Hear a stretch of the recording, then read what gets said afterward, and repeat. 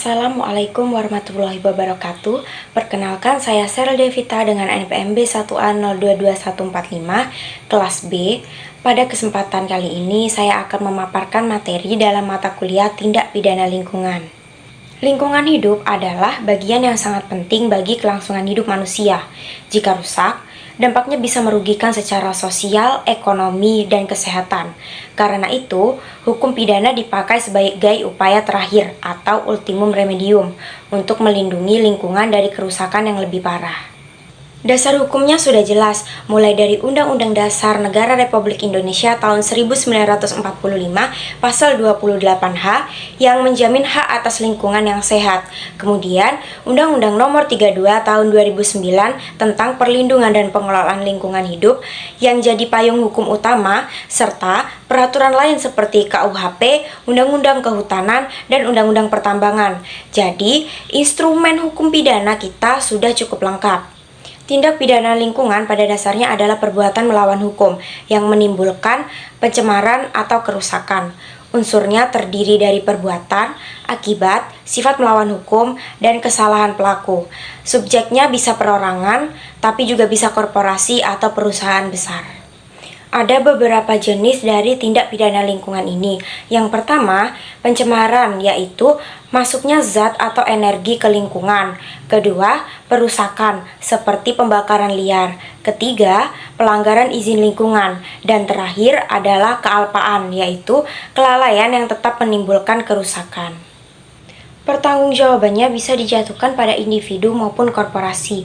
Untuk korporasi, hukum memberikan sanksi berupa denda, pembekuan, atau pencabutan izin. Bahkan, ada doktrin pertanggungjawaban mutlak atau strict liability, di mana pelaku tetap bertanggung jawab meski tidak terbukti bersalah secara subjektif.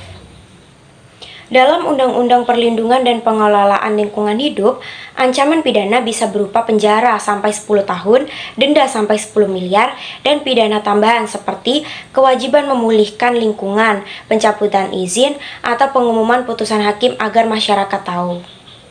Beberapa contoh kasus yang sering kita dengar tentang tindak pidana lingkungan antara lain pembakaran hutan oleh perusahaan sawit, pencemaran Sungai Citarum oleh industri tekstil, dan kasus lumpur lapindo di Sidoarjo. Kasus-kasus ini menunjukkan bahwa tindak pidana lingkungan sering melibatkan perusahaan besar dengan dampak luas bagi masyarakat. Penegakan hukum lingkungan bisa dilakukan lewat 3 jalur. Pertama, administratif, seperti pencabutan izin. Kedua, perdata, yaitu gugatan ganti rugi. Ketiga, pidana, berupa penjara atau denda.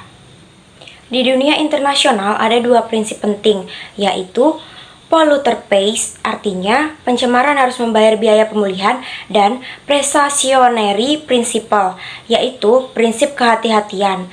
Negara maju seperti Eropa dan Amerika Serikat sudah menerapkan prinsip ini secara konsisten.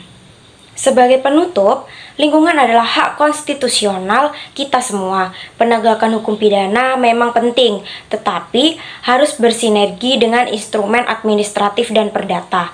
Kolaborasi antara pemerintah, aparat penegak hukum, perusahaan, dan masyarakat sangat dibutuhkan agar kerusakan lingkungan bisa dicegah. Sekian materi yang dapat saya sampaikan, kurang dan lebihnya mohon maaf. Saya akhiri. Wassalamualaikum warahmatullahi wabarakatuh.